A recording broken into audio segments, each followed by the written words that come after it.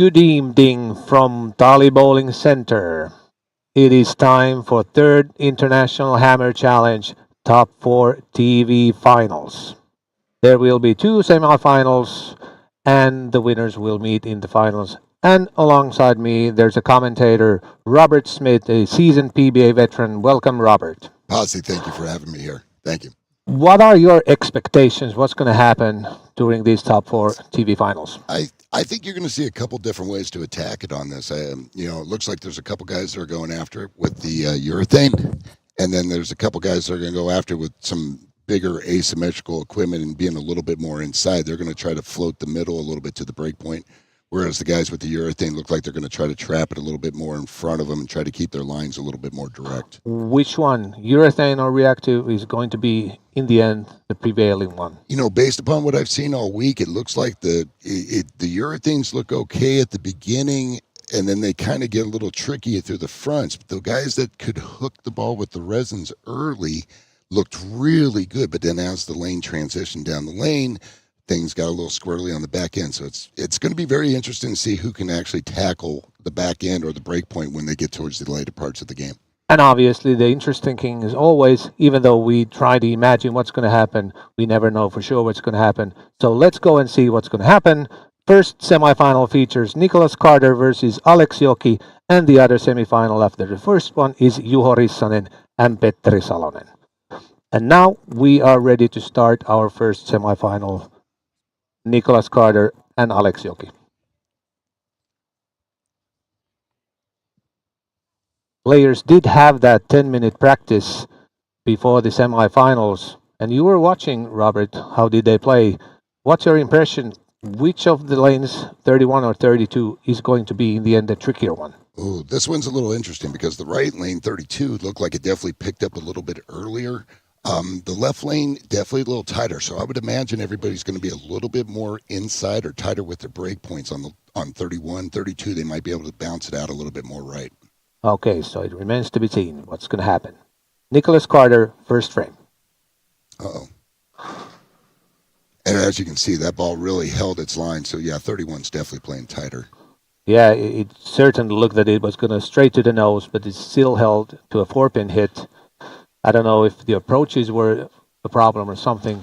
It kind of seemed like that it stuck a little bit. Yeah, maybe that little quick. Anytime you get onto a TV final and stuff, nerves get in the way for sure.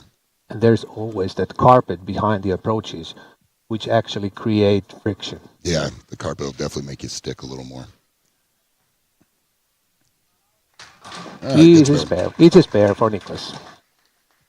Nicholas Carter is a member of the Danish youth national team, and Alex Joki, actually, he's not youth anymore, but he has a Swedish passport and also a Finnish passport. Oh. And his last name, Joki, that's a Finnish last name. So, yeah. But I don't really know if he can speak that fluent Finnish or not, because obviously I used English with him when I interviewed him. Well, I'm glad you guys don't expect me to speak Finnish, that's for sure.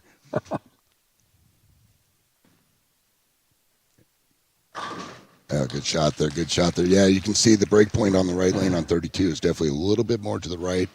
I'm definitely curious to see what Alex is going to do on this left lane because I haven't seen him throw too many shots there. So I'm curious if he's going to keep it tighter or if he's going to try to move right and try to get a little straighter at it. And every time you see the 6-pin take out the 10 like that, you know your reaction is good. Oh, very good, yeah. Because you don't want that 6 wrapping the 10. You just don't want it wrapping. You want it to be kind of hanging around a little bit. Yeah, stay low.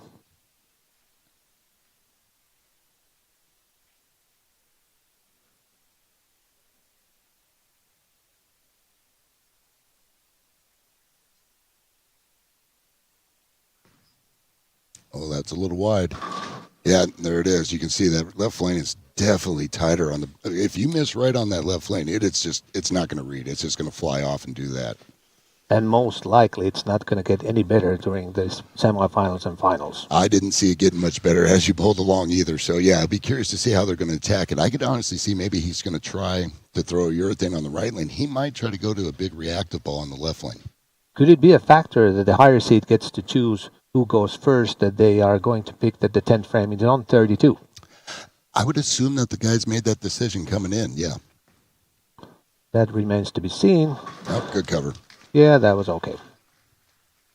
So we're tied so far in this first semifinal, featuring Danish Nicholas Carter and Swedish Alex Joki. Alex, he's been bowling great all day. I mean, he started out the first set this morning shooting 846 the first 3 games. I mean, he was just lights out, and I think his worst set all day was 720. His results were 846 for 3, 933 for 4, and final step 4 just before the semifinals was 969 for 4. Yeah, he's been averaging that lights out today.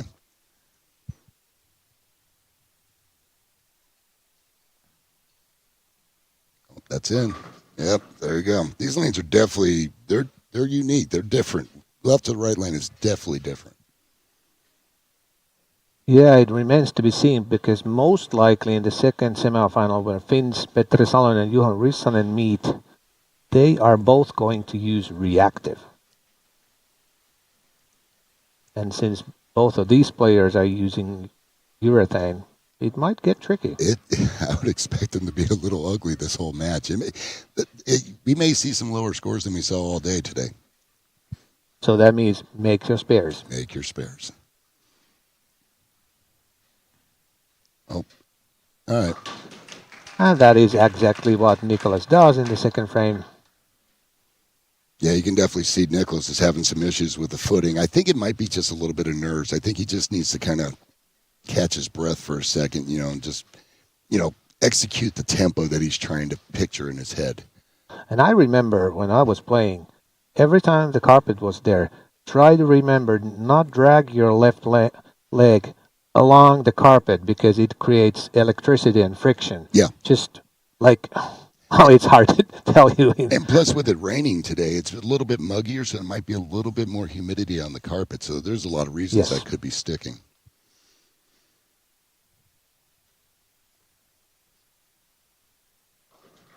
Oh, that barely got up. Yeah, you can see he just got that a little bit right, and that thing's just laboring. It's just having a really hard time to tip the corner there.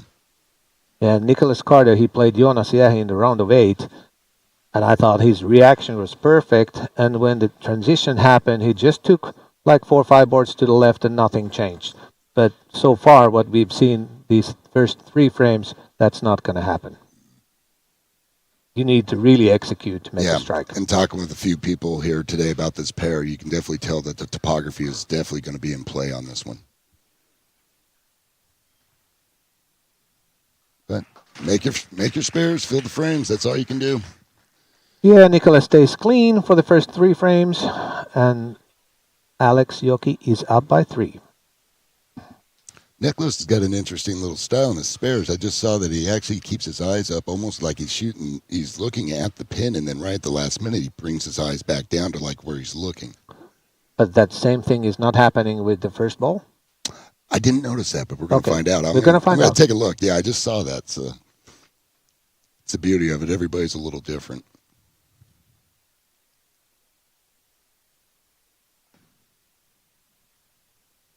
That's a good shot there. Yeah, that's money ball over there. Dead flush. All 10 down. Still 3 pins to Alex Joki.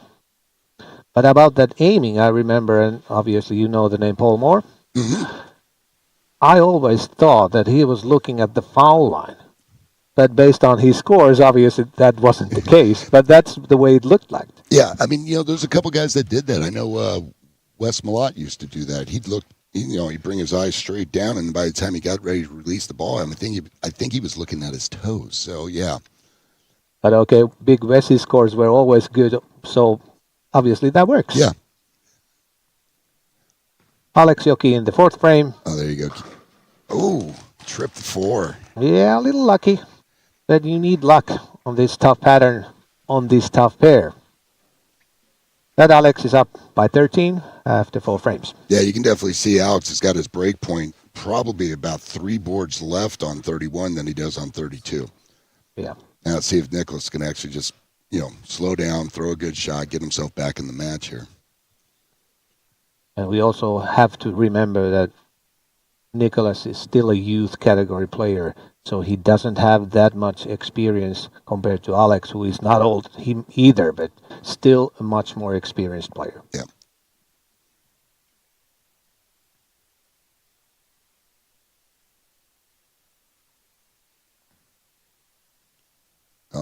Now that's in again. Yeah, so he's getting confused on the break point because he's trying to keep the same break point on 31 to 32, but you can see he's not getting anything close to the same reaction.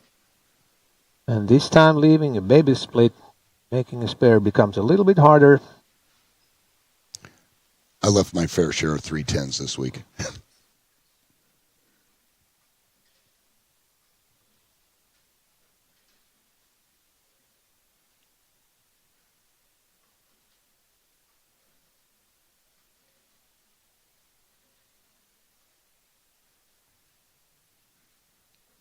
Oh, good cover. Yeah, nice pickup. And 15 points to Alex Yoki after 4 frames.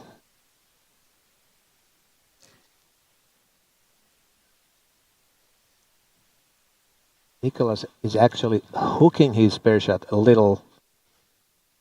It's kind of round, but I think it covers like 2 or 2.5 boards. Yeah, I think, most of the guys seem to try to keep something similar to their strike ball release as their spare. Yeah. Definitely a little more flatter and definitely not trying to touch the fingers as much for sure. But still a little bit release so that the ball curves a little.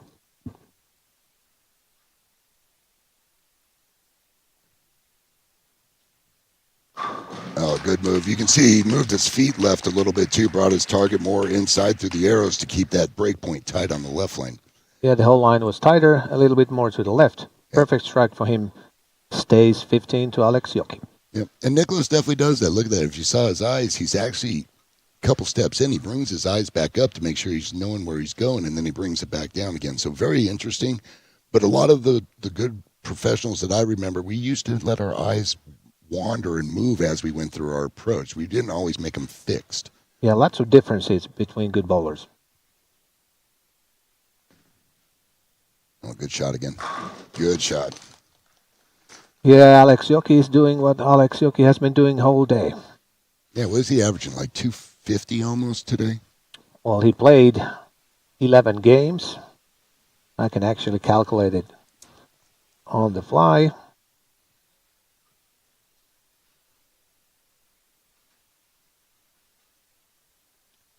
Got 302, so he's 548 over for 11 games. 548 over. Yes. So yeah, just a sniff under 250. Yeah. That's impressive. 2 pins under 250. That's impressive. 249 and something. 0.8 something. Yep. Yeah.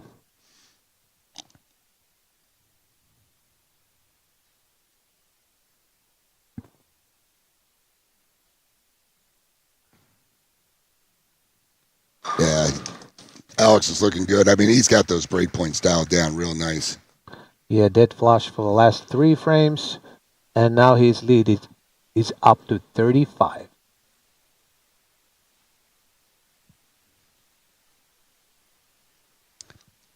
Yeah, that's a big shot here. I'm curious to see what Nicholas is going to do. Is he going to make that same move in like he did on 31 for 32, or is he just going to try to make it get a little bit more to the right?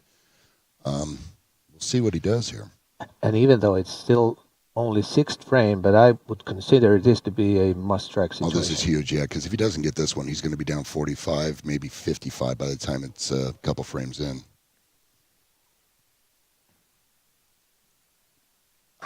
Yeah, he moved a little bit left too. So yeah, he's starting to chase a little bit in to try to get that ball to push freely to keep that break point a little bit tighter. And even though this was slightly high, obviously it should be a strike from that hit. Probably 2 boards more left on the next one. Next time on 32, yes. I think 31, he had a good look there. Yeah. The big thing now is he's just really got to execute a shot right now. Make sure to let Alex know that he's not going anywhere. Yeah, even though he doubled, it's still 25 to Alex.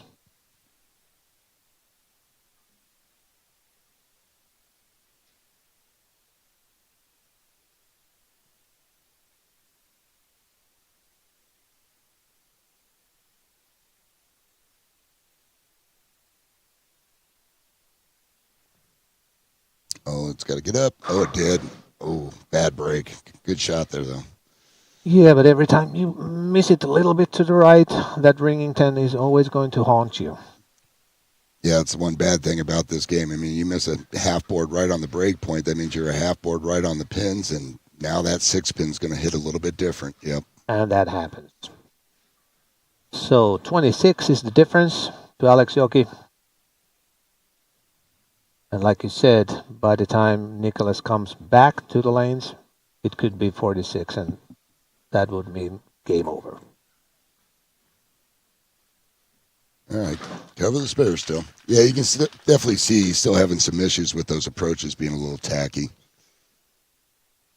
And like you said, it's probably several reasons for that. Tackiness because of that curtain, but also the humidity and people were walking over there. Lots of reasons why it Yeah. happens. We have plenty of excuses, trust me. I don't know if those are excuses. It's reasoning why something is different.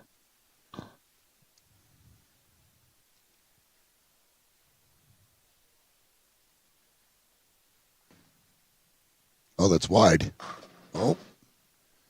But you can see, if you get a little out of time and a lot of out of pace with your feet a little bit, that ball will just, it's an airmail. It'll just go wherever it's going to go. So you still have to throw quality shots. They're not just, cut and dry and just, get it close to the zone.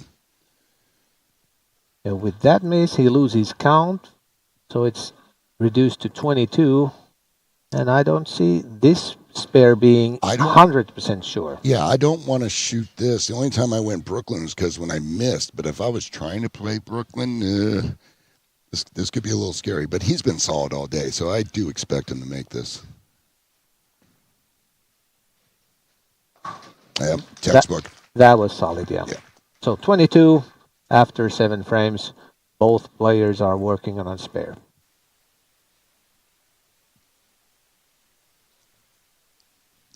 Well, Alex definitely didn't do him any favors by getting a 6 count there. It's definitely allowed Nicholas to be closer with the count.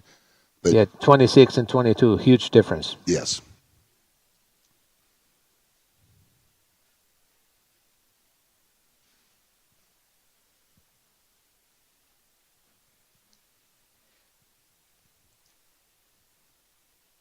So usually the trick here is if you just miss to the right the last shot, the trick is don't try to pull it left. Oh, yep. Good shot there. Kept that break point. That break point on 31 looks like it's right about 9-10 down the lane on that end tracer where he's trying to get that ball to.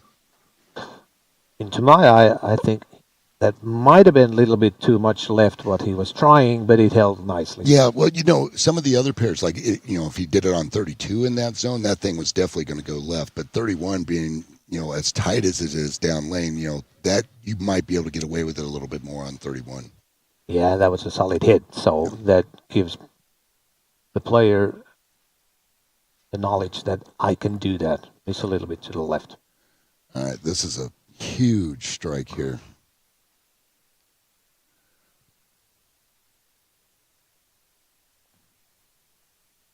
Up 10 again. No, there's that mistake again. I think what he's seeing is just he's trying to keep the break points pretty consistent from one lane to the other, which is fine. But when you start getting in lanes that are so topography different, and as you can see, I mean, they're different. You get kind of trapped. I mean, he's either got to play that lane 10 more boards left, 8 more boards left with his feet, or just throw a different ball completely on that lane. I didn't see him using anything else than urethane. Yeah, I didn't either. So, yeah, and you're going to run what you got, you're going to run with what got you to the dance. So, he's going to run that urethane all day. And since he didn't use any other equipment, why would he know which ball to pick? Yeah. And, when you only got 10 shots, I mean, and this is what a TV show is. You got 10 shots. So, he's going to run with what he thinks is going to be his A-game or best chance to get what he needs. Yeah, just trying to make perfect shots. 25 pins to Alex Yoki. 2 frames to go. Both players are working on a spare. Yeah, he needs a strike here and then hope Alex gives him a break. There you go. Oh, boy, ring that 10 again. Yeah, I think this The lanes are being so different. And, the shapes are wrong. And 31, he's got a good look, but there's just no angle to help carry. That ball's coming in just a little too flat. And usually, when it comes in flat like that, it's hard to carry. And I would call that urethane ringing 10 because it's completely different than the reactive. Yeah, it's not. Ringing It's 10. not like the reactors where it's coming in behind the head pin. Yeah. And unfortunately, it's like, where are you going to go? What are you going to do? I mean, there's not much you can really do with that. So 26, basically what it means is Alex Yoki needs one mark. Well, he's going to need mark and some decent count for sure. But yeah, he's in pretty good control here. So, I mean, a strike here, the game's over. It is game over.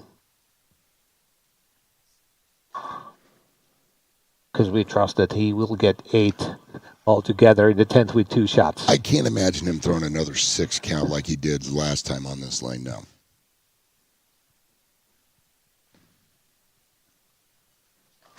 And there you go. Come right back. There's the game. Yep.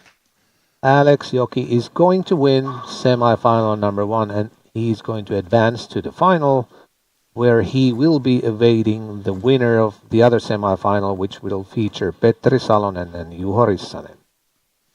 But before that, after these guys finish their game, I'm going down there to ask some views from Alex Yoki. How did the first semifinal go? But until then, we are still online with Robert until the last ball is thrown in this first semifinal. I mean, it's kind of crazy to think that Alex, this is probably not one of the most solid games he's bowled, and he's still on pace for 250. Yeah. I mean, his look is so good. I mean, that was even into 11 board on the break point, and that ball's still holding. So, like he's been all day, whoever gets through the next match to face Alex, they better get their striking shoes on, because otherwise it's going to be a long day for them, too. True. But Alex is doing what Alex has been doing the whole day. Yeah, he's been throwing great shots. I mean, that's his average. Yeah. Yeah, if he misses here, he drops his average.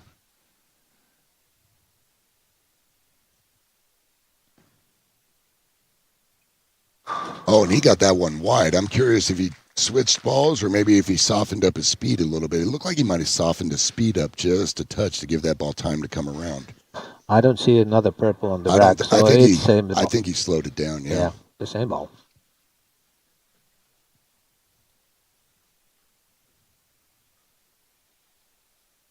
And Alex may tell you this was a bad 250 he threw.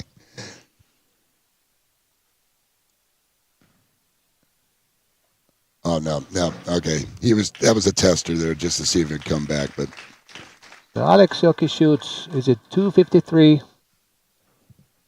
The scoreboard is a little too far for us, at least for me, but hopefully, Robert, you have better vision than I do. Us old guys, no, we can't see that real well. No, but it's 253. 253. Well, he got his 3 pins extra back, so now he's officially averaging over 250 again for the day. That is true, because he was 2 pins under.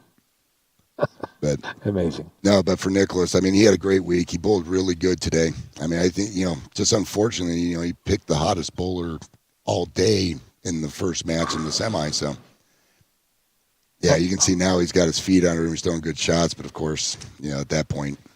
And these TV finals, you can be averaging 270 and still you shoot like 240 and your opponent shoots 260 and bye-bye. Yeah, I mean, you can look amazing, you can look terrible. I've had both ends of the deal, so it is what it is. But, he had a good week. I don't think he's upset with that. I think he's a little upset with, just losing the match, but I think if he looks back on it, he's pretty happy with what he did this week. And players shouldn't be too hard on themselves if they lose on TV in one game matches, because it's just 10 frames. Yeah. And that is the hardest thing. It's such a short sprint. Most of the time when you go through this, I mean, it's so quick, especially for the bowlers. I mean, halfway through, all of a sudden you're like, wait a minute, that was only 5 minutes and we're 6 frames in. So yeah. That is Nicholas Carter's last shot. His game is 199. Yeah, solid 199, but, it's hard when you don't throw strikes. It's okay, just hard. I'm going to go down. You keep company, our viewers, Robert, at the meantime when I'm going to go down there. Enjoy.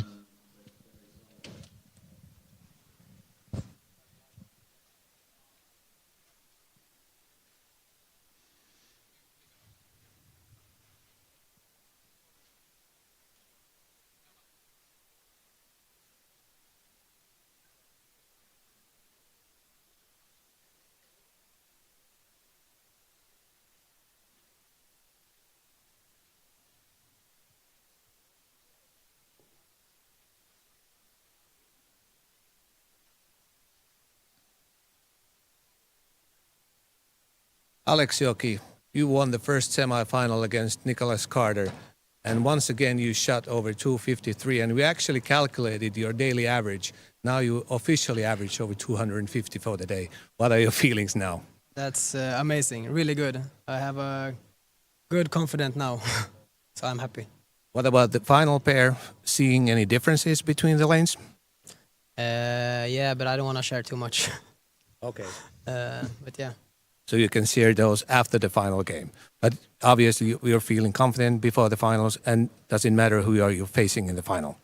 No, I just want to bowl and have fun. I'm happy so far. So, but there's one match to go. So. Okay. Good luck for the rest of the day. Thank you very much.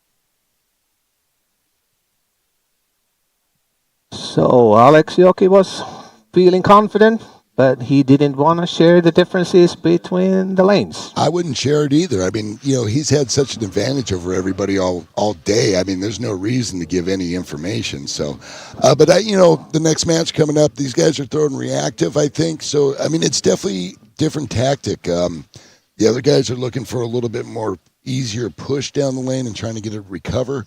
But again, it's going to be interesting to see because the first match we had both going with urethane, so there's going to be a little bit of carry down. I think the rules are that you have 2 shots on each lane in the semifinal and also in the final. So Alex has 4 shots to see if there's a huge difference or any kind of difference. Yeah. I mean, hopefully the guys, usually, with us on the PBA tour, we'd have a pair off on the side that we can stay warmed up and things like that. So, because if you have to sit down there, that 4 shots is not enough. No, you're just spending time trying to get loose again. So that's true. But let's see if we can see what they're throwing here. But yeah, it looks like. Wonder which of these players were higher seed. I'm gonna check it out from this. Not here. Petteri Salonen.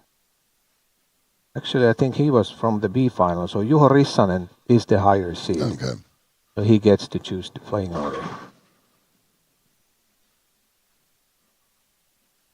And recently, he has probably been the hottest bowler out here in Europe for the last couple of weeks, and finished runner-up to Sean Rash at the Lucky Larson last couple of weeks ago. So he's feeling confident right now for sure. And even if this final pair is a little bit tougher, we know it doesn't bother Juho because it was really tough in Helsingborg. Yeah, I watched quite a bit of that. They looked pretty tough out there. Obviously, there were many ways of making the final, early birds and stuff. But with that level of quality of players, if to make the finals is like 1,300, that tells you it's tough. Yeah. Yeah, anytime that, a score is that low, especially with re-entries and things like that, that's pretty hard.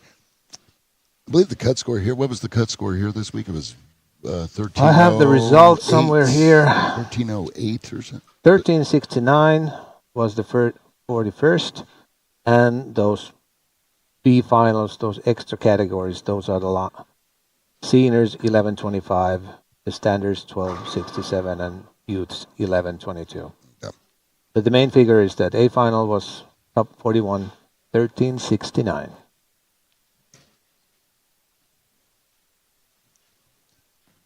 Yeah, so you can see in their warm-ups here right now, you can definitely tell that it's totally different attack as far as what these two are going with. They're going with reactives. They're going with big ball reactives, too. So it'll be interesting to see who can control their speed the best because, what I saw during the week, too, is if you got a little loose left or right, especially with the resins when you were hooking it, I mean, that ball could totally fly off and go 6-7 feet further than you wanted for no reason. So it'll be interesting to see how they attack this. Yeah, at this time of the year, when the humidity levels are pretty high, the end third of the lane, there could be some tricks. Gutters are down. Yeah.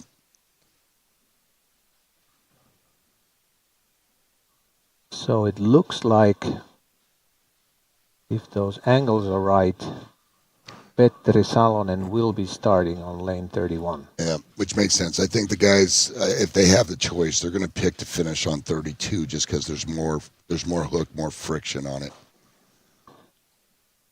I think they trust that the ball will get back a little bit if they do miss a little right, where 31, I don't think they trust it at all. If they know it gets a little wide, it's just going to be wide, and you may see a couple 210s and stuff like that you don't want to see. Second semifinal of this year's International Hammer Challenge starts. Petteri Salonen on lane 31.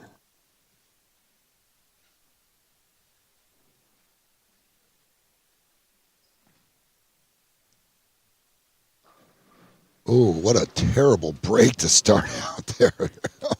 That is terrible. Oh, a half pocket 410. I mean, the flat 10 made sense. The 4-pin should have been out of there. That's just a bad break to start there. But was there a little bit wobbling at the end? The ball didn't really hook that much. And that's what I'm seeing with 31. Yes. 31's just got that weird little wiggle spot. And like I said, if that ball gets a little loose, you can see it really wants to push a little too far down the lane. But still, in the end, terrible break. Yeah. It should have been just a flat 10, that's it. At worst.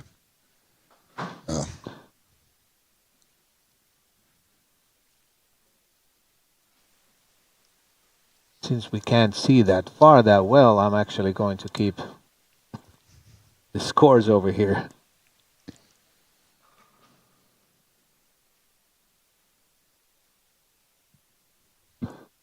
It's easier. Yeah.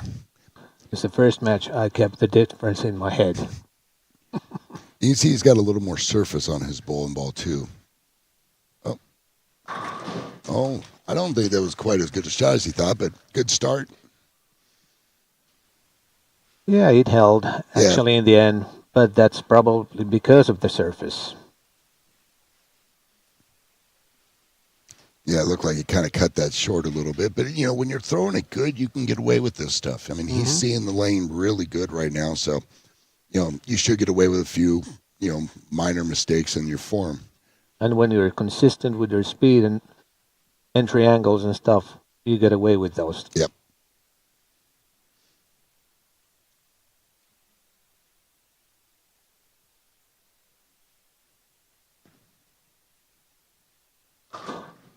Oh, same thing. You know, got the 4 out on, and, you know, but you can definitely see 31 with the resins now. You can see that break point is probably a good 2-3 feet further down the lane just because of the topography. And that's the reason why the ball cannot grab enough the lane, and you're left vulnerable. What's going to happen when hitting light hits? Yeah, when you come in light, I mean, you're really hoping that you can get that 6-pin to still touch the 10. But when you come in light like that, then this week especially, you didn't get the 5-pin or the 4-pin hitting the 7. So like those light hits will actually start turning into flat 7s, half 7s, and stuff like that. Yeah.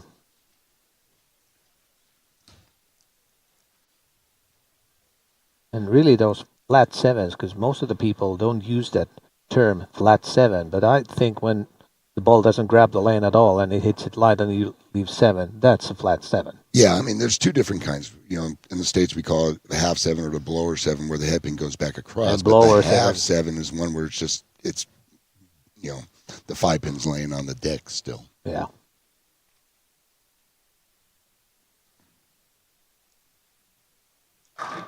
Oh, good shot. But you can definitely see 32 definitely got a little more pop to it on the back end. So 2 good shots, 2 bad breaks. Yeah, this was this typical ringing 10 that we were talking about. Yeah, that's the late one, not the urethane one where the ball was just coming in a little straighter. This is the one where it just broke way too late. But that was the shape everybody was using this week when they were throwing resin, was that big breaking late motion on the back end.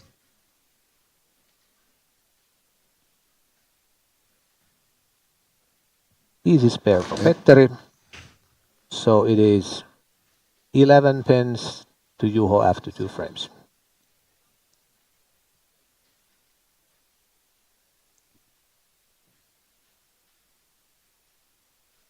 Since now you've been visiting Tali for the first time, can we see you someday during the Ball Master over here? Oh, we'll see. I don't bowl as much as I used to, but you never know. You never know. Because during Ball Master, the whole building is packed with people. Yeah, as long as they keep the senior division in there, maybe. Yeah. No, they don't. Oh, he looked like he moved a little right, and the same problem. Yep,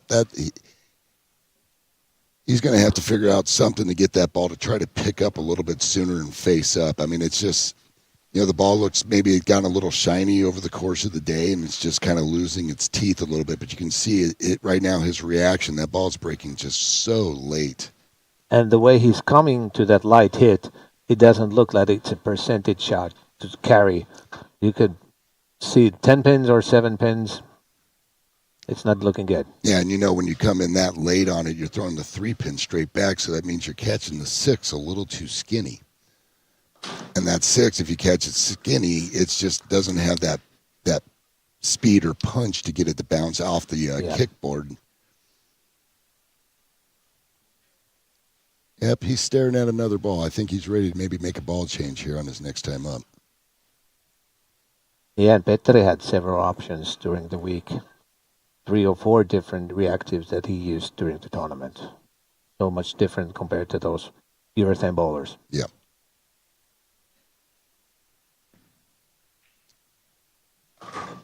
Oh.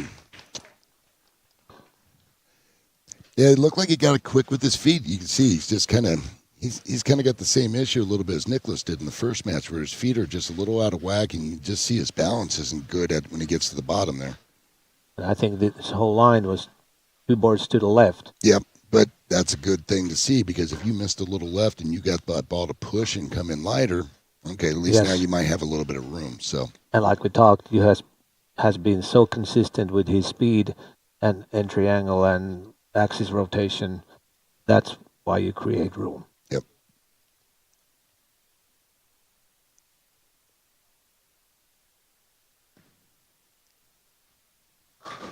Oh, yeah.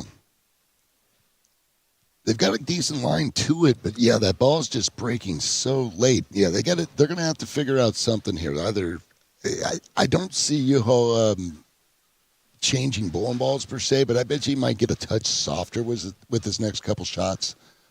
Petteri's going to definitely, I think he's going to ball change. And also, could it be that they are trusting by hitting the pocket and hoping to get lucky and get all the 10 down? Yeah, I mean, first order of business, you have to hit the pocket. I mean, that's first and foremost. But, if you got a good look like both of these guys have, but it's just not doing the right shape or angle, they're going to do something a little different. I mean, it could be a ball change. I still think Juho's going to do a speed change. I don't think he's going to jump bowling balls, but Petteri, I believe, is definitely making a ball change. Not yet. Not yet, no. Maybe he's just saving it for the other lane, or maybe for 31. Maybe he was trying to scare this ball into striking. Petteri voodoo guy, yeah.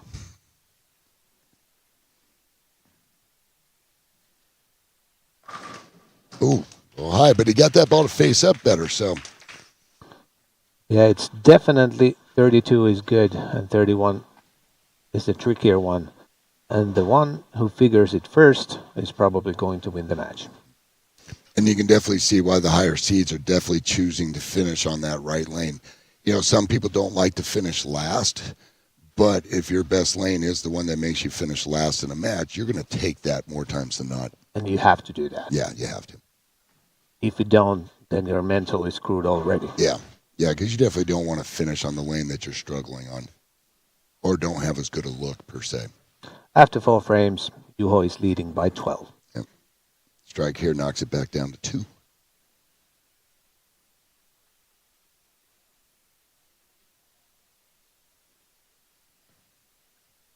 Oh, it's got a... Oh, light hit. No ball change for Petteri, and this time, just keep hitting the pocket and hope for the best. This was a little bit lighter, and that's why he carried. Sometimes, yeah, like you said, is he going to try to just hit the pocket and maybe get a little lucky? Yeah, Which he did, yeah. Yeah, I mean, and especially as tricky as 31 is, I mean, he could move a couple boards and be totally out of the zone. So, it's probably sometimes just better to be safe than sorry on that and just hit the pocket and hope for the best. And this time it paid out. Yep.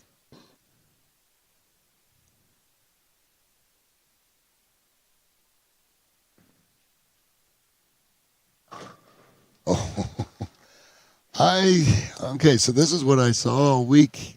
As the more games you went, that ball started getting longer and longer and longer. The carry down really started showing up, and you can see that, get a little loose, and that ball, it's that back end starts getting a little later, and just gets harder to get it to dig out.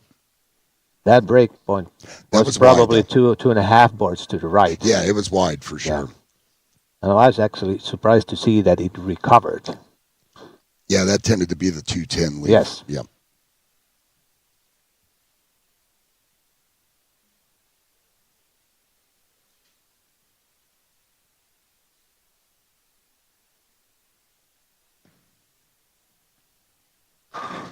Oh, he almost left a ring in 710 there. Do you think he came a little bit more from the side, maybe more rotation? I think he went and tried to get a little more finger in that one. Yeah, you could see it with his hand. He definitely wanted to make sure that ball was going to try to, dig out of that spot. Great shot. I mean, but, again, 31 with that little later break points definitely being, hard on the corner pins. Especially 10. It's really hard to knock the 10 down on that 31. So it's a 2-pin game. Petri Salonen is coming up to play his 6th frame. Working on a double.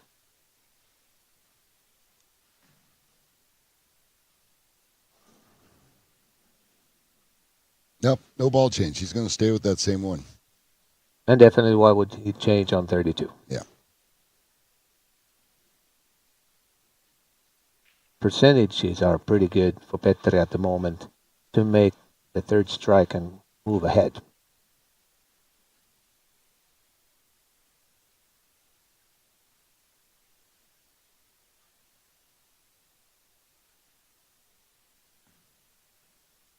Good shot. Excellent shot. It's actually amazing, the difference between those two lines. Players really do trust 32. They know that they're going to strike on that one. Yeah. And then when they move to 31, what's going to happen? Hopefully I'll get lucky. Yeah, it's a big shot here because, he hasn't seen the shape right on 31. He got that little shaker 5-7 to fall in the last time here. So be curious to see if he maybe cheats a little bit to the right with his feet, or maybe does what Juho did, which grab the ball a little bit more, get a little bit more finger on it. I don't think he's going to go right. I mean, if he moved right, maybe half a board tops. Well, there's that same problem. It just comes in late, and it's just not kicking the 10 pin out. 10 is not going to go down easily on that lane. But you can see the guys with these guys. Yeah. Obviously, for Alex, it did. Yeah, with Alex too, because he was throwing the urethane. Is that his ball's already faced up, so it's not coming in so late. Now, there might come a point where it might flat 10 or something, but it's hard when you see that kind of reaction where you're like, if it just pick up a foot sooner, that ball would be dead flush. What I would probably do is 2 boards to the left and just slow it down. That's where we might get into a trouble because we get so steep, that ball with the extra angle, it might just blow right through the spot and not even get back to the head pin. So it's a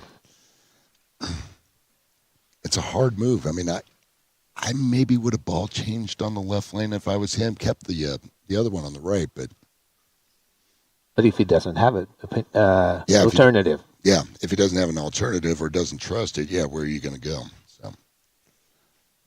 So I'm pretty sure Petri is going to stick up with that plan, hit the pocket, and hope for the best. Yep.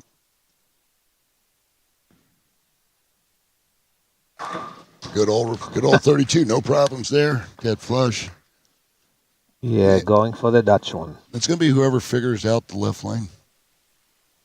So 7 frames in the books of the second semifinal. Petteri Salonen is up by 7. Yep.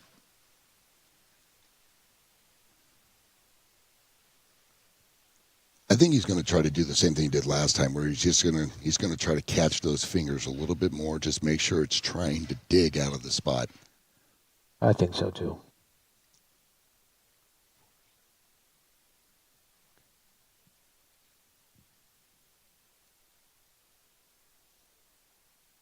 Big shot here to get back into the lead.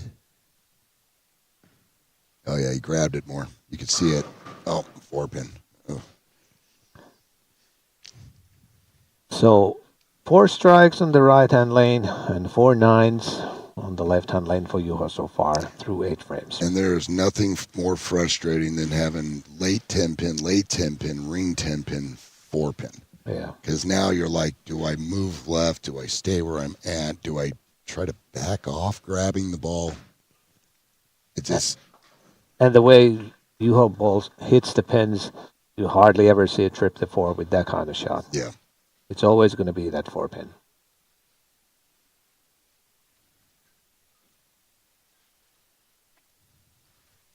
And urethane, I think you trip 4 more of the times. You leave less 210s, and it makes it easier to hit the pocket most of the time. That's the reason why people are using urethane. It seems to be, the only downfall is sometimes with the urethanes, if you can't get the ball to push through the front enough, all of a sudden that ball digs up early, and then if you get it through the spot, it wiggles out because it's already spent. Yeah, it doesn't have anything left. Oh, that's wide. Oh, still came back. Same situation, 7-pin advantage to Petteri, and only 2 frames remaining. And do remember that Petteri gets to finish on lane 32. Yeah. I have a feeling that if Petteri gets this strike on 31, this match could be in big jeopardy for Juho.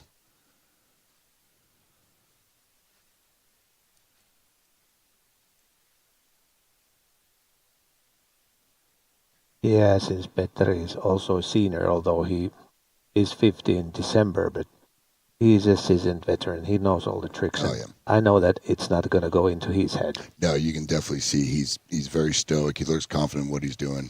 He's not worried about anybody else right now. No. Oh, it's wide. Come back. Oh, kick the 10 finally. Yeah, the first time. Somebody struck on that left lane. Yay. First time the 6-pin came out of the wall and did his job. That was a huge shot there. 17 to Petteri. So Juho needs a double. He's going to need Juho's going to need a 3-bagger here. And probably that is not He's enough. going to need 3, and he's going to need a 3-bagger here to force Petteri to get the first hit. Yeah. At least a double. Then Petteri would need a mark. Yeah. At least make him show up.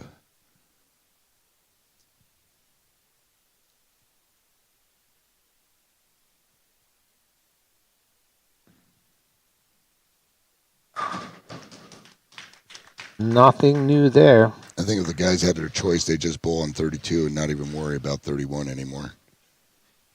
Great shot, though. Juho was 5 out of 5 on lane 32. So normally in this situation, we would start taking re-racks on the PBA Tour. We would start doing a re-rack. Because there's a clock. Over here we don't. Yeah, and even if there's not a clock, it would actually slow down you a little bit and actually make the opponent have to wait just a little bit longer to go through his 10th frame. Yeah, obviously it would look stupid if you just stood there and did nothing. So that re-rack is okay. Not going to say I haven't had any stupid re-racks, but yes.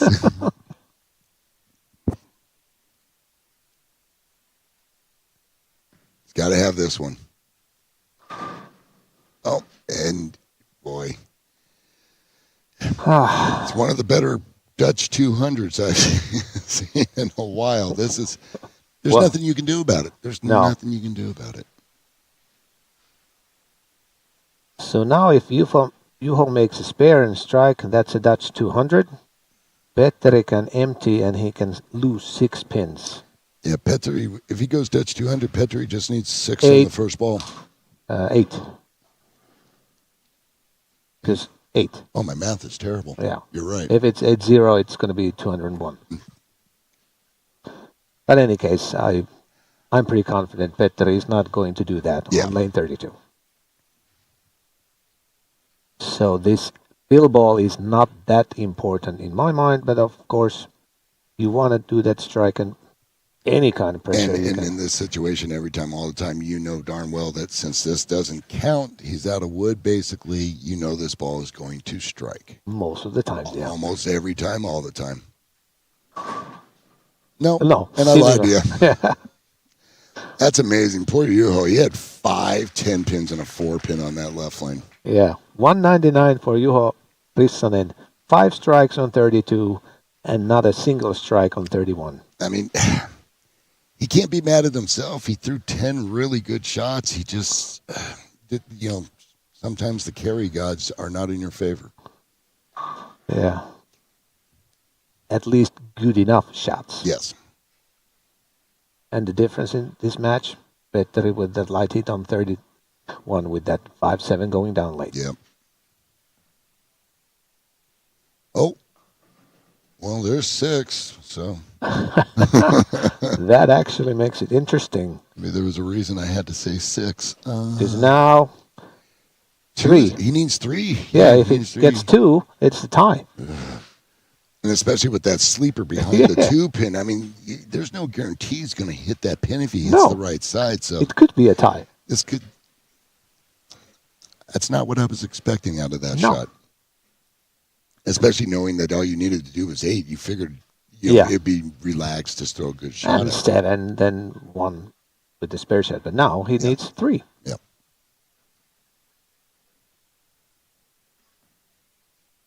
Oh. Oh,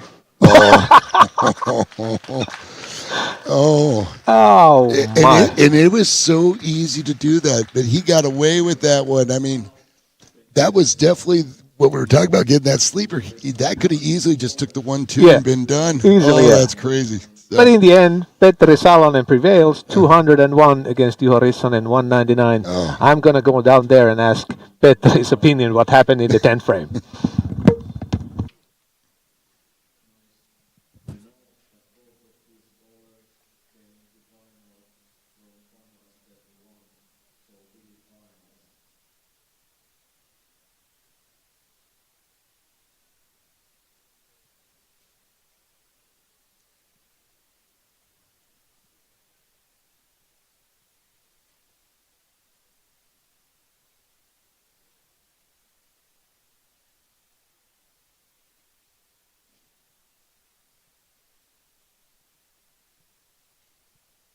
No Petteri, mitäs siinä kymppiruudussa nyt tapahtui? Ajatus vähän karkas. Ja sitten karkas pallokin. Siinä oli kuitenkin ihan hyvä säkä siinä paikkoheitossa, koska ei ihan hyvin voinut mennä vaan 1 ja 2, että se jäi just sen verran vajaaksi, että lähti. Joo, siis se oli, mä ajattelin, että se paikkoheitto oli ihan hyvä, mutta se meni ihan sukkana läpi siitä ja sitten mä katsoin vaan, että ei. Sitten pääsi jo ihan niin kuin suomen kielen kukkanenkin suusta. Mutta varmaan yritit luonnollisesti siihen vasemmalle puolelle, et sinne oikealle puolelle. Joo, mä lähdin niin kuin 2-8 paikkaamaan, että yritin heittää niin kuin paksuna päälle. No, ei enää mietitä sitä kymppiruutua, se meni hyvin.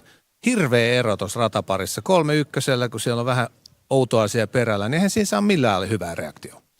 Joo, ne näyttää tosi oudolta. Sitten mä kattelin kaikki nuo Juho heitot, ne näytti tosi hyviltä. Mun mielestä niissä ei ollut sen kummasemmin mitään vikaa. Mä ihmettelin, mulla jäi ekaan ruutuun se 4-10 siihen se reikä, että sekin oli vähän semmoinen, että mikäs tässä nyt sitten on. Ja mulla kävi nyt pari kertaa, sai yhden hyvän heiton, missä sai kaada ja sitten se yksi vähän tuurikaato, niin peli nyt varmaan ratkaisi siihen. Niin, se oli nimenomaan se vajaa tuossa 3-1, missä 5-7 lähti. Se oli se ratkaisu. Se oli se ratkaisu, mä pääsin sillä eteen ja sitten, no kaverille ei lähtenyt, minkä sille voi. Kaveri keilasi kuitenkin tosi hienosti. No, 1 hyvä sarja vielä ja nimilehti, eikö niin? No, katsotaan. Eiköhän nimilehdessä muutenkin ole, mutta. No niin, onnea siihen. Kiitti.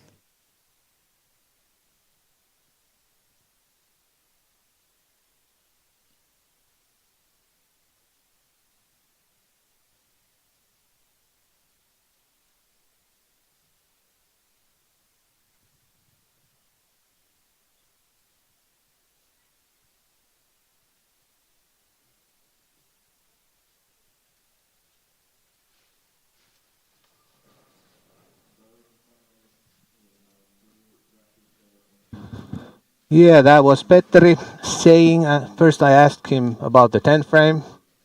He thought that the spare shot would have hooked more and went to the right area. But that was it. What happened? Then I asked about the 31, and he also said that Juho played a very good game. Just he didn't get any rewards on 31. And Petteri's opinion was the same as ours. That lucky 5-7. Always when you hit the pocket, you can get a strike, but still, that one particular frame was probably the deciding Yeah, factor. it was the big one there because he got back into the lead, and then Juho just couldn't get any momentum on him, couldn't put any pressure. So you got to put pressure on the other guy. You got to put those doubles up there. Those doubles really force the other guy to sit there and go, okay, I've got to match you. I've got to match you with these doubles. But at this level, if you're not putting doubles up on the lane, you're probably going to lose more than you win. But easily, Juho Rissanen could have had at least one strike on the left lane. Well, I mean, Juho hit the pocket 11 times. Petteri hit the pocket 9 times out of 10. I mean, so both of them were fairly accurate. But the difference was Petteri got a 3-bagger and a double on his 5 strikes, where Juho had 5 strikes and never touched each other. So, I mean, that time the scoring system kind of bit Juho in the butt a little bit. But that game is in the books. We have one more match remaining, and it's this year's 3rd International Hammer Challenge final game, where Sweden's Alex Joki is facing Finland's Petteri Salonen. Based on what we've seen so far, what are your percentages for the game? I mean, right now, until somebody proves anything otherwise, Alex is my choice. I mean, he's been my choice since he started today, especially when he started out with the 846 set. And he hasn't looked like he's wavered any. Petteri, you can see if he gets a little loose, that ball definitely gets him in trouble. I'm going to run with Alex on this one. I picked him from the start, and I'm still going to take him on this match too. Would you say the percentages are above 70? I would say at least probably about 60-70 for sure. I would definitely give the advantage over there. But, to get to this point, both guys are throwing it good. And it's a one-game match, so, anything can go. And, now Petteri gets to throw, he gets a couple more shots to throw, so, he might change balls. I believe you're allowed to change the surface in between the games. Yeah, because these are considered a different block. Yes. So, so he may do something a little different, or he may just decided, you know what, I'm just going to keep the same game plan. I'm in the pocket, and I'm just going to hope for the best. So, we'll see. But, if I were to put odds on it, I'm definitely thinking Alex has got the advantage. What about mentally, since Petteri did get away with that 10th frame? Could it be easier for him to play the final now after that happened? I think so, just because of the fact that, he got away with a bad break to start. Got very lucky on that 3 count on the fill ball in the last game. So, he probably feels like he stole something, so he's got nothing to lose. So I would expect him to be throwing a lot of good shots. And again, with Alex, I would assume, he's been on it all day, so I don't expect anything different from him. That's why I asked about Petteri, because I would think that he feels a little relieved after what happened in the 10th, and it's easier for him to play the final game. And as you can see, he's made a ball change. Yes. Yep. So, he got those couple extra shots where, normally you wouldn't get those extra shots going into the next match if you just won, but those extra shots are huge because now he can see a different motion. Yeah, those are crucial because now you're able to make that change. Yep. Okay, Petteri Salonen starts the final game.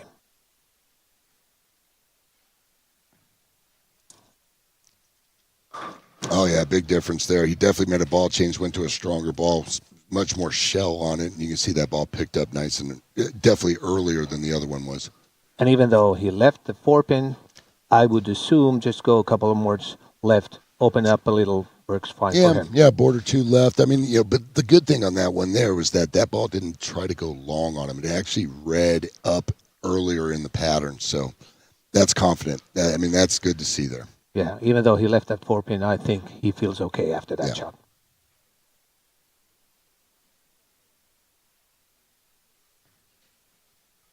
Converts to spare.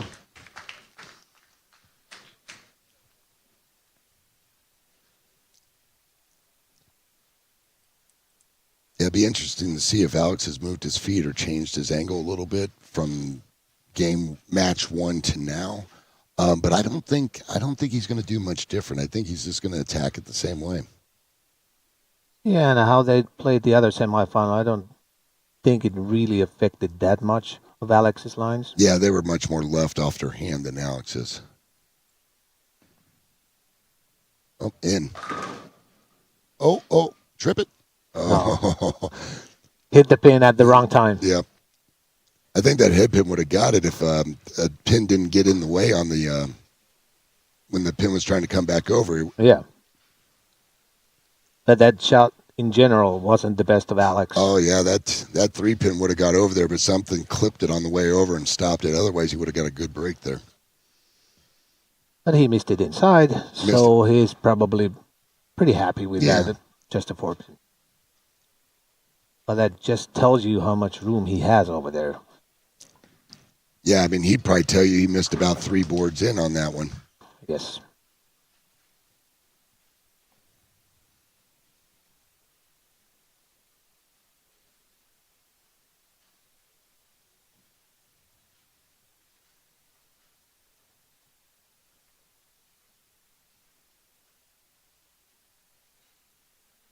Second frame, Alex Yoki on lane 31.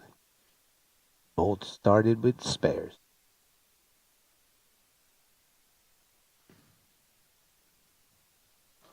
Oh,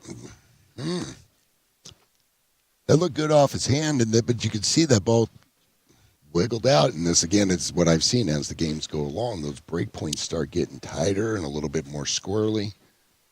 I mean, execution-wise, that looked great. It just didn't tip out of the spot. I agree with you. And it could be that it becomes tougher for him too. And since Petter's shot looked okay after that ball change, after these 3 frames actually, now it's anybody's ball game. Yep.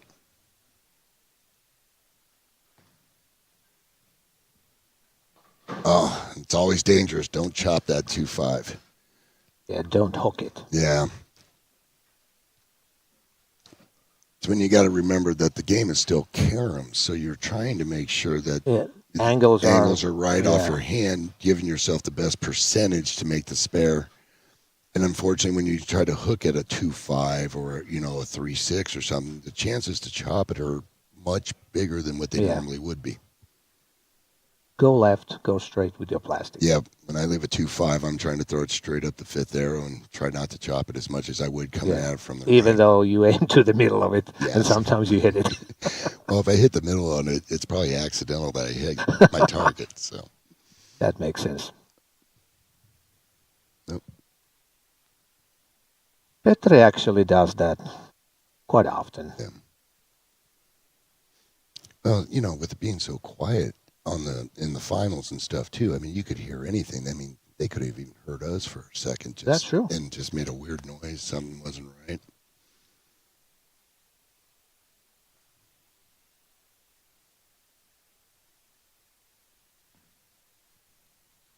Yep.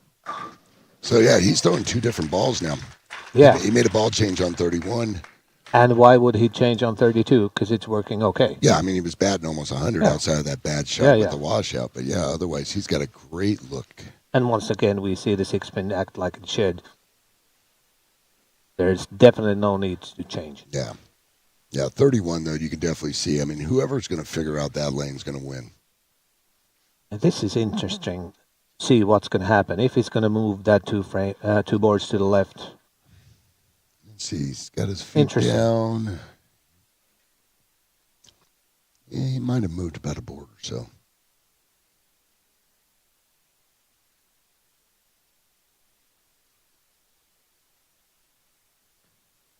Oh, that's wide. Oh, boy. I can't believe that ball hooked that much. That could have been a 3 count. Yeah, it hit the head pin. I can't even believe it hit the head pin. And how lucky he was not leaving the 210. Oh, honestly, I threw one out there. That would be a 3 count. At this point, I thought it was a gutter. Yeah. Because it was actually between first and second. Board. I mean, but that is a bonus 9 right there. Definitely. I mean, he's going to look back at that and go, that might be the difference, just getting away with that one there. Yeah, I think he deserved like a 6 count or something with that. Oh, it looked like 0 or 3 to me, but he'll take it. So,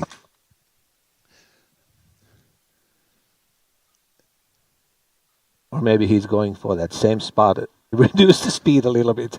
Well, but like also what I was telling you though, because when you start moving left a little bit, all of a sudden you get out of that zone or that visual that looks good, and then all of a sudden you throw it and you're like, the visual doesn't look right, and the angle gets loose. I mean, the problem's going to be now when he comes back the next time around that lane. Is he going to throw a good shot or is he going to pull it left? And it's harder to make a good shot. All right. Alex coming back on the good lane. Oh, no. Oh, lucky strike. Yeah. Oh, boy.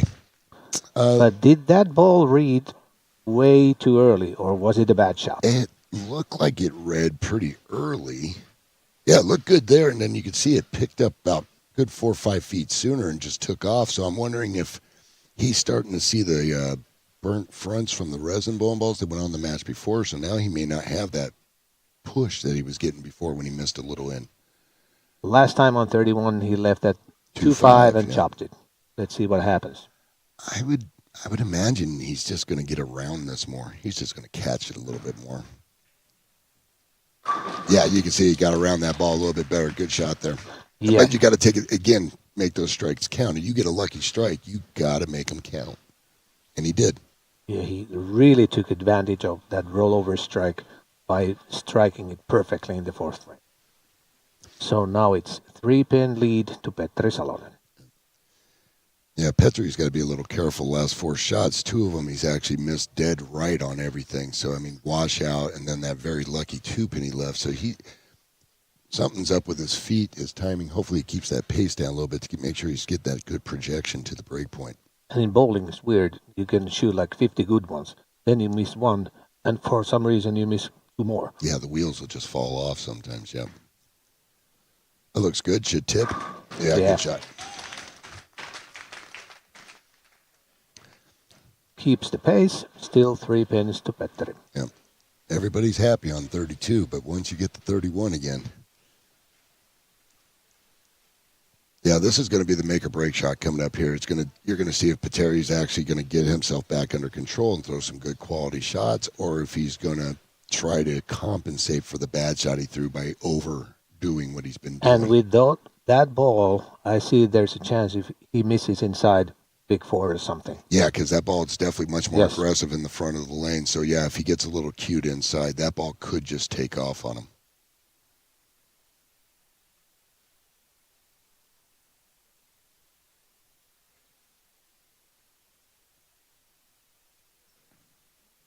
Better shot, little in, and good break. Luckily didn't get punished too much. I thought that was a better angle too. It didn't look like the ball was coming in late. Like 3 meters before the pins. At this point, I thought it might go high, but that tells you it's not going to go high. No, it's not going to. Not on 31. No. So even though he didn't strike, I think he still feels pretty okay with that ball on 31. Yeah. Cover your spare. Don't give up anything.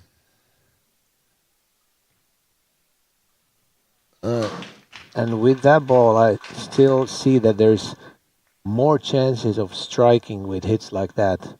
It's like first game with Juho and Petteri, it wasn't even close. Yeah. Sentin was almost guaranteed to stay there. You can see, it came up a little bit better. I mean, because the other way that there wasn't even a messenger that was coming across. At least that time the messenger came across and hit it. But the problem is coming in at that angle, sometimes you're not getting those 7s out. It wasn't weak 7 and it wasn't the blower 7. It was somewhere between. Yep. All right, see, did he make a move on this one? He moved in. Oh, great shot. That was perfect. Yeah, Alex moved everything. I think he shifted his own whole zone in. I think he brought his feet left, his break point left. I think he brought everything left. He did. Yeah, look at that. He moved his break point from 8 to 12. So he just made a whole zone change at that point. And again, this is why he's been on top of it all day, because, you can't stand in the same spot all day and think you're going to do the same thing. You've got to make smart moves, good moves. And, he's making, that was a great move. I mean, that was a whole zone left with everything. A still ball, grabbed the lane, Yep. reduced his speed pretty much the right way and dead flush. Yep.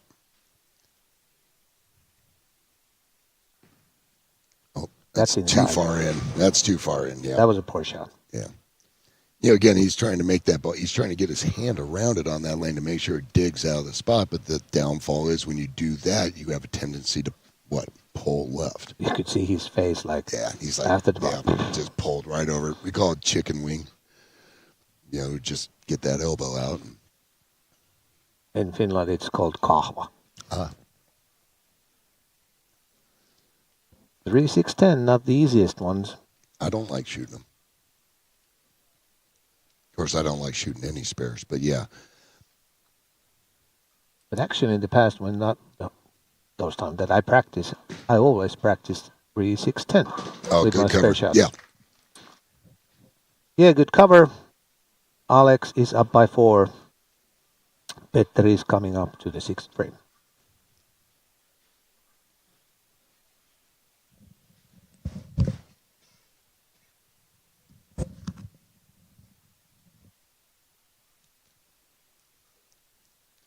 Yeah, Petri, he's going to do this rest of the match. He's going to throw the heckler, I believe it looks like he's throwing on the right lane, and then look like a extreme envy for the left one.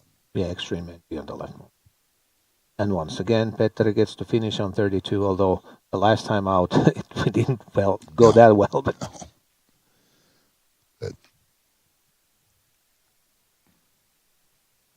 out there, they're dialed in on 32. There's nothing wrong with that. no. It was just poor execution the last time out over there in the 10th frame. Yeah. Yeah, but you can definitely see both players are much more confident with their shots and their moves on 32. They know what's going to happen. When there's more friction on the lane, a little more bounce, it's easier for us to be confident to let the ball go. That's true. When you don't trust that it's going to hook, that's when everything gets ugly. And since Alex left at 2-5 on the first shot on 31, even though he struck in the 4th frame, he's not still that comfortable on 31. No, he's gone light, flush, and then face. he pulled it. Yeah, so those are 3 different shapes. That's frustrating.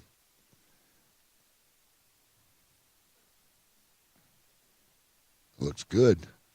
Yes. Oh, yes. And I was always seeing that might happen with a good shot. Now the reaction was perfect. Finally got a ball to shape up properly on 31. Yeah. Great shot there, too. And I actually like this envy ball, even though I have never shot with it. But the shape of it, I know I would like it. It's just earlier and smoother. Yeah. And that's always going to be the byproduct of anything. If a ball picks up earlier, it's going to be smoother on the back. That's just in general what it's going to be. And it obeys your hand. Yep.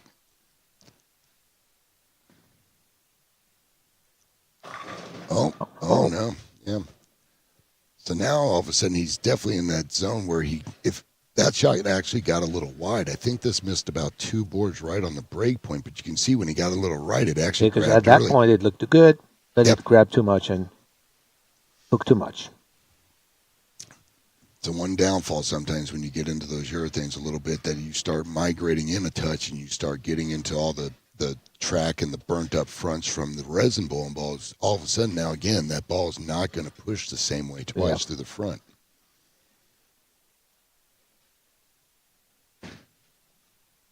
All right, good cover. Good cover. So 7 frames in the books. Petteri Salonen is up by 8.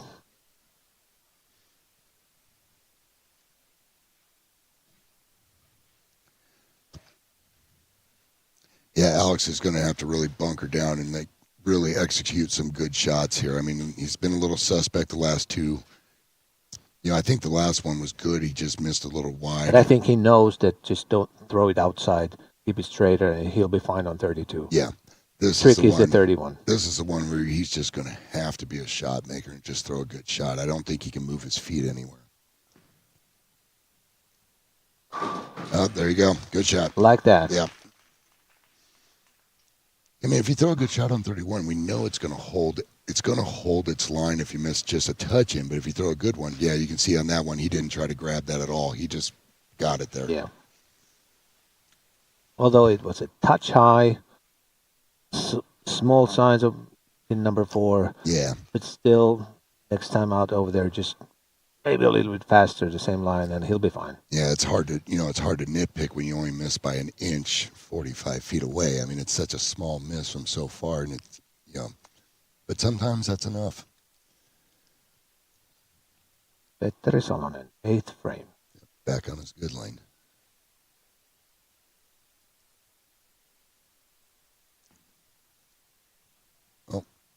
Oh yeah, he's got a great look. That was probably another board out, but I mean he's got that look on the right lane. That is good. But he gets pretty usually, even though he's the way he releases the ball and where his ball is actually rolling, it's weird. But he gets ball to roll out usually pretty the right way. So that didn't surprise me at all. Yeah. Even though he missed it right, I knew it was going to hold the line. Yeah, it wasn't a big miss, right? But you can definitely see, if you watch Petteri as he opens that hand when he drops in, he is very open, and then he gets that hand to just rotate all the way around. 9th frame, he's up by 18. The strike here would be huge. The last time out, he got a perfect strike.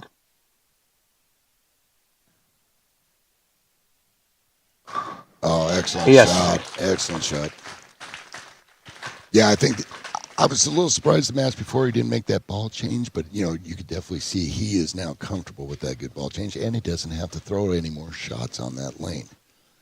And it's probable that the next time out he's on there playing his 10th frame, he has already won. Yep. Because the difference is 28 now. Alex can't miss. If he misses, this match is It's over. game over.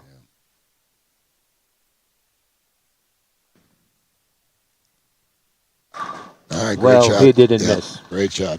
You can see he made the move off of that. He knew he missed right and got it to hook too much. So again, he, make the move. 18. But that's what he's been doing all day. He's been throwing big shots like that at the end to fill games, win matches, and But he needs to strike at least once on the left lane Yeah. too.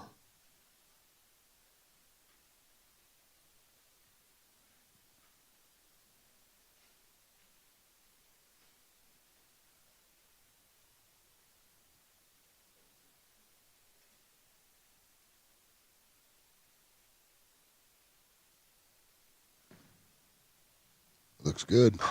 Oh, Urethane ringer, and that pretty much does it, because now the difference is 19, even though if he spares and strikes. Petteri is pretty much in the same situation than last time out. Actually, this time, a couple of pins more room, they can go to. because it's going to be 211 if he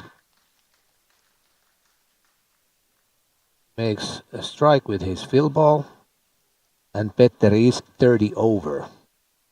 So he can actually lose 8 pins in the 10th if this is a strike.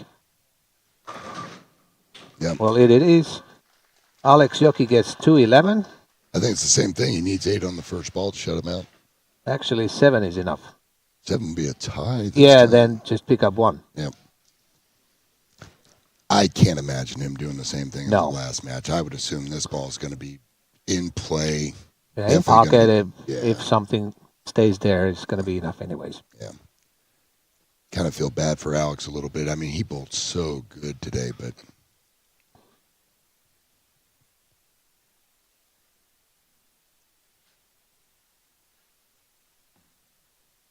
Yeah, that's good. much better. Yeah, That's enough. that's Winner. it. Yep. We have a winner. Petteri Salonen wins International Hammer Challenge this year, the 3rd edition of this great tournament. He's going to fill the 10th frame, and then he will be able to start celebrating. And I asked him in Finnish, are you ready for the trophy lifting or something like that when I interviewed him. Now he gets to do that. I mean, he bowled great in the matches. I mean, he threw good shots when he needed them, and he would, he was pretty much the only one that truly figured out that left lane, that 31. Yeah. But the great thing is, he came from the seniors category. Yep. So that gives you hope, Robert, too. Yes, it does. So there's a reason for you to come back and play ball He master. gives all our gray hair people hope. Yeah. No, but I mean, he won today because he figured out the left lane. Yeah. And that really helped those two practice balls between games because he was able to do that. It was huge. It was huge. You can see You think that's emotional? he hasn't shown any emotion like that all day. That is awesome. Good for him. He did what he was supposed to. Congrats. He had great shots, and like you said, with those extra practice shots on that left lane, it really gave him an advantage.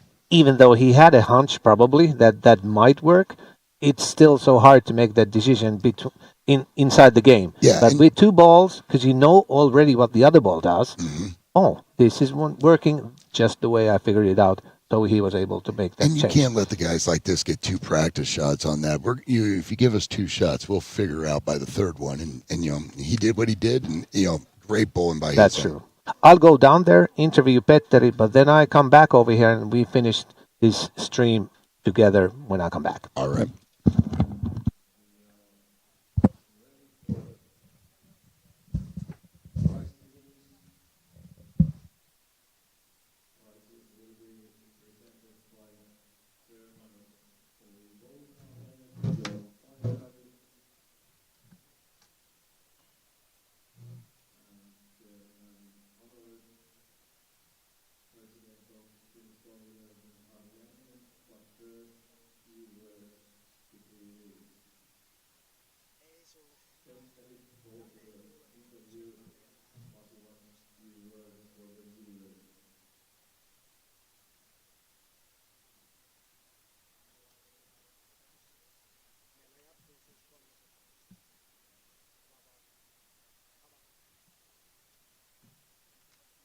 No niin, Petteri.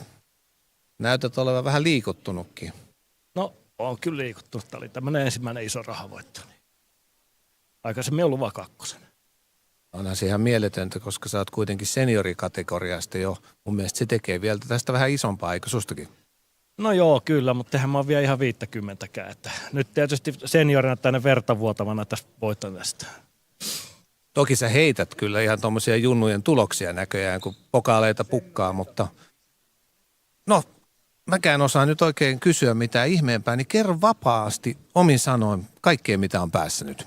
No, kotiin tietysti terveisiä, kiitoksia, mutta iso kiitos Kimulle ja Heinilä Samille, että me vaihdettiin tutit mun palloihin. Mulla tuli iso rakko tuossa yhdellä treeniheitolla tässä finaalirataparilla ja nyt se puhkesi, että mä oon tosiaan toi on aika kipeä toi sormi.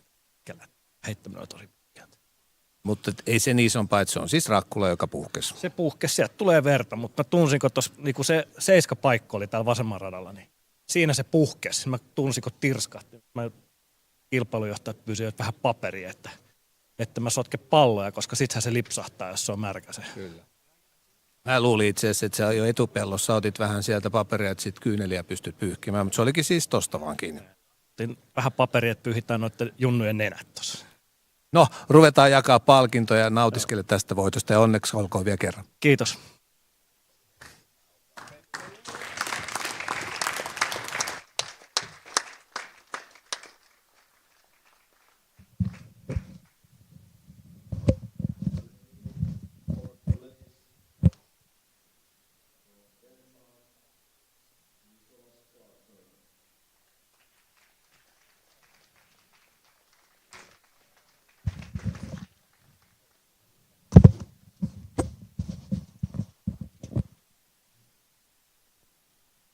So Petteri was definitely emotional. He said that first big money tournament win, even though he has won several medals from World Championships and European Championships, but he really hasn't won a tournament like this.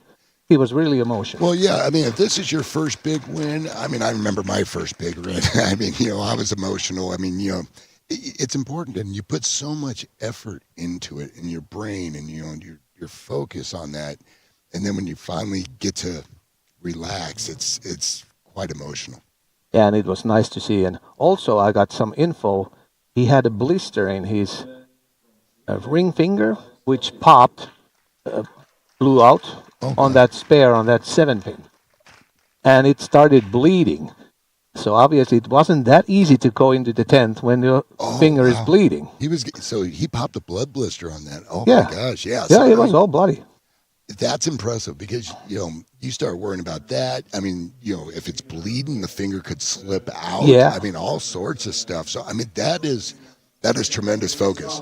Yeah, he said that Tremendous he focus. was actually afraid that the ball might slip because of that moisture over there of that blood. Oh, But anyways, great win for Petteri.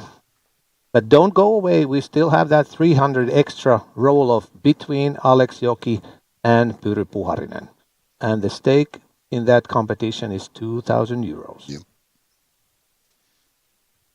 Yeah, I feel bad for Alex a little bit. I mean, he bowled great all day. Just you pick a bad time to throw your lowest game all day.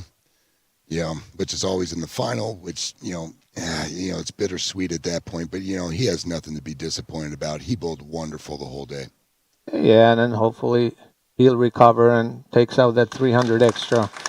Then the prize money is okay. Although I'm not sure if I'm hoping Alex because Pyry is a good friend of mine. I'm pretty sure that smile is much more on the outside than the inside right now for Alex. But yes, Yeah. Petteri, he bowled great, and he was the one that figured out the left lane. And then, still keep harping on that left lane 31. That was the one that got everybody, and he was the one that figured it out. Yeah, that Envy. What was the exact name The of that Extreme ball? Envy. Extreme Envy. Extreme Envy. Yeah, that ball looks good, and I saw that it's going to work, even though the first one was that 4-pin, but that ball gave him a chance. Yeah, I mean, the heckler's a little bit cleaner, a little bit less as far as getting around the shape, but, when he moved to that Extreme Envy, you definitely could see it was like, okay, I don't need the length anymore. I need to make sure that this ball is trying to face up when it gets to the break point. It was a great move. The ball definitely shaped better, and again, he was the only one today that figured out that left lane. That is true. But now we have some time before the roll-off.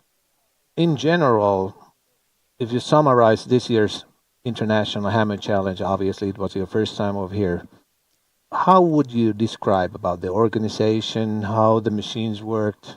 Oh, I mean, et cetera. Tolly Bowl ran immaculate. There were so few problems. I mean, anything if once in a while we might have had a lane breakdown, but I mean those things were handled within minutes. So I mean, just the efficiency of how things ran, everything was on time. It was a little different on how quick of pace everybody bowls out here. I mean, everybody was ready to bowl and go, and since we don't have double jumping, it's just two lanes. Yeah, just it's one or two lanes, just kind of pick and go. But biggest thing was the efficiency on how this tournament was ran. I mean, kudos to everybody that involved with this tournament. Just a wonderful venue too. If anybody gets a chance, look up Tolly Bowl out here. I mean, it is a beautiful bowling center. It's a really bowling stadium, like the National it's a stadium. Stadium. It's a stadium. It's half the size. It's not the 80 lanes that the bowling stadium has, but the tall ceilings and the nice big concourses in the back where you can put a lot of people in. I mean, it's just a great venue. Just back really in the days, we used to have this spectator area all the way the whole bowling center. Now it's only the last third. Yeah. But still, there's room for. Is it like 550 people you're allowed to take inside? And during Bowlmaster, that pretty much happens every time. And those regulations come from officials that say that you're not allowed to have more than that. Occupancy. Yep. But now we have that 300 extra remaining.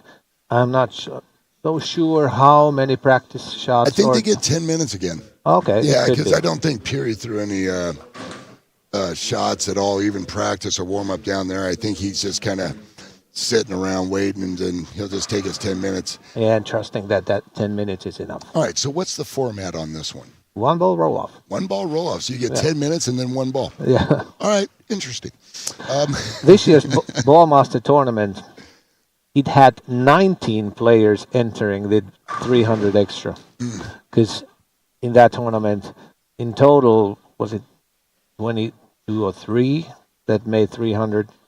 Some of the players made it twice, and few players didn't pay that extra €10, which I think is weird. Yeah. Entry fee is 100 and something, and you don't pay that 10. Yeah, Okay, you gotta pay the 10. I mean, but you're allowed but to that do that. happened. I believe that happened. What was it? Yesterday or the day before? Somebody Yes, shot 300 that's and true. did not pay Once their again, $10. yeah. It's like you pay to play. You came out all this way. $10 shouldn't be, that hard. But yeah, I bowled with Peary the day he shot the 300 game one in our block. I believe that was Friday or Thursday. Friday, the first Yeah, squad. Friday the first squad, and I mean his look on the fresh was absolutely amazing. Peary's. I mean that 300 he shot. I think there was one ball that he tripped the 4, and the other 11 were flush. And he drilled that ball because the early bird was a week ago Friday. I think he drilled it Thursday or early Friday. He was from the box, and he shot 15, 20 something. Oh, it was huge, and I think he shot 201 the last game for 15. He was actually 330 something over with 5 frames remaining. So he went 10 under those last 5 frames. Yeah. No, but I mean, and he was leading Thomas Kausko, who's also a very good bowler, who was second after 5 frames. Pyry was leading Thomas 150. And I was doing commentary on early bird, and I was just laughing. How is this possible? Yeah. I mean, if you watch Peary throw the ball, I mean, he throws it amazing. I mean, he's solid at the line. I mean, just a big, heavy roll. I believe the ball he's going to probably try to use today is going to be a mindset. I mean, that ball, he's been throwing that all week, and that ball looks amazing when he throws it. And you can see, he gets that ball to shape a little bit better off of 31 than everybody else did. I would assume since Pyry made the first 300, he gets to choose which lane they start. Yeah, because they're they'll switching. follow each other. They're switching.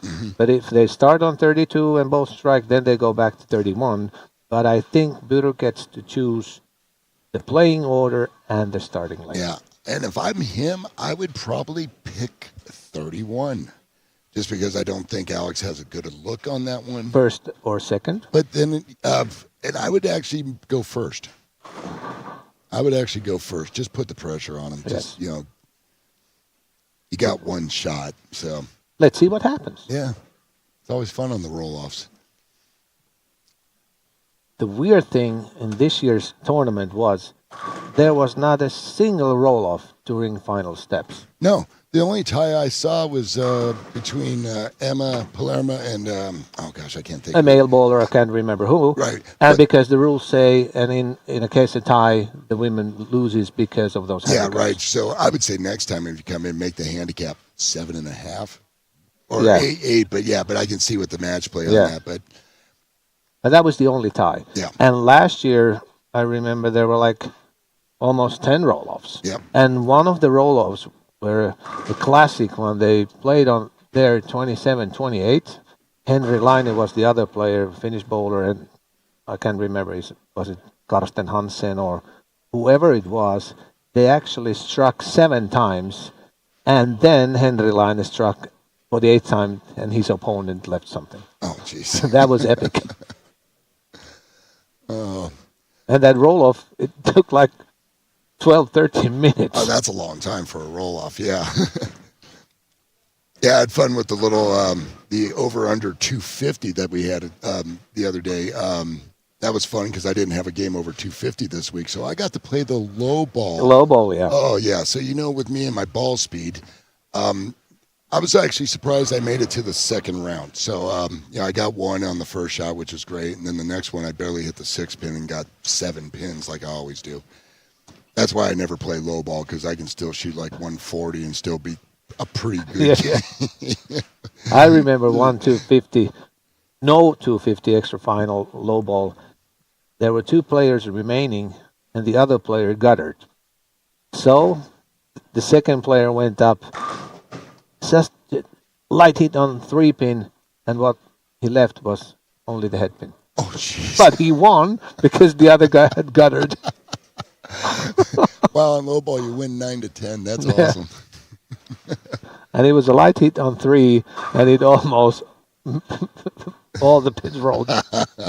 So that was weird. I like that format, and that 250 extra and over. I don't know how big was the first prize this year, because in Ballmaster it's 1,000. I think it was 1,000. Was it 1,000? Yeah, because I know the low ball one, the under 250. I believe that 300. was 300. Yeah. Right? Yeah. So those prices are the same. Yeah. Only in this 300 extra, this main money is lower than in And Ballmaster. Peary's already got the first 1,000 out of Yes. the 3,000 that was offered. So now he's just trying to, clean up a little bit and get the rest of it. Because in Ballmaster it's 2,000 for the first one, and then 3,000 divided to those players or to be played on this roll. Which me personally, I like because that encourages people like, hey, early birds show up early. There's a perk if you get the first one. So. And for the bowling center, those extra finals, there are people watching because it's interesting to see. Yep.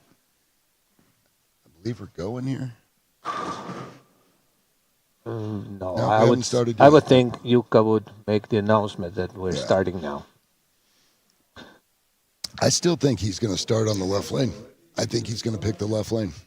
Well, based on the nods and that we're looking at, I think so too, that he is picking 31. Yeah, I think he can get that ball out of the corner a little bit better than Alex can, so I think that's why he chose it. Most likely what he predicted, Uri is going to go first on 31. And that's the way it looks like. Yep, and he's going to lead off, so he's going to put all the pressure, so.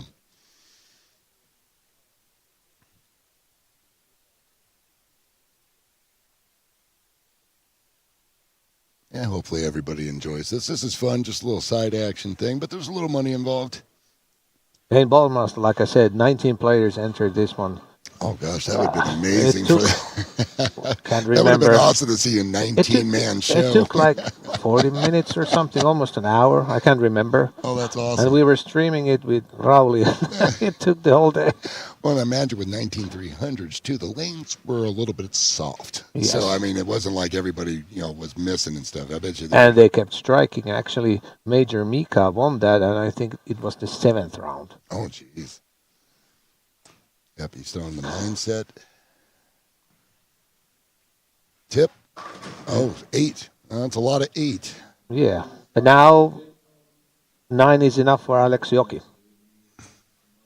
Even though he's going to shoot that spare shot, it doesn't count for anything. They're just having a new rack over there. Yep, just big hook on the Infinity Quest there. And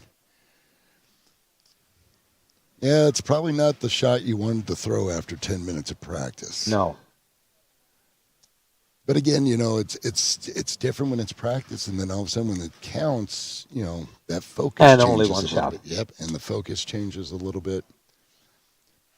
I would imagine he's going to try to keep this ball tight and 4-pin. Yeah. Maximum speed, go straight. Yep, tight. And that's what he did. Flat 10. Yes. Yep, that's it. Alex Joki wins this. So that's going to feel a little bit better. I mean, as good as he bowled all day, all right, the little extra $2,000, that kind of, lessens the blow a little bit on how he bowled today for sure. So, although those celebrations were not that. But you could definitely tell, though, he wanted that trophy. You want the trophy. Yeah, at least he celebrated. Yeah. So, but hey, well, that pretty much wraps up the show. We had pretty interesting semifinals and finals, and also this 300 extra. It was nice having you, Robert, in this TV show. Hopefully we get to see you many, many more times back here in Finland, and especially here in Tali Bowling Center. Safe travels, and thank you for everything. Honestly, thank you for everything. I mean, this was fun. I mean, I hope to get back out here again. I had a wonderful time with everybody here in Finland. I mean, the people were great. Again, big thanks to Tali Bowl for hosting. I mean, this place is wonderful. And again, best of luck with everything down the road for you. Thank you. Thank you, Robert. You got it. So that wraps up the show, and also in Finnish, se oli siinä tämän vuoden Hammer Challenge. Aika hienot pelit saatiin, ja myös Petteri voittamaan. Sehän oli mukavaa nähdä, kun kaverille oikeasti voitto maistui noin kovasti. Ei siinä mitään, keilailua jatkuu taas. Live-lähetyksiä tulee sitten SKL:nkin kautta. Nämä oli oikein hienosti taas bowlingin ja Rauli Kärjen puolesta hoidettu. Kaikki toimi moitteettomasti, mutta enempää eikä vähempää höpinää. Kiitoksia ja Kiva, kun jaksoitte seurata.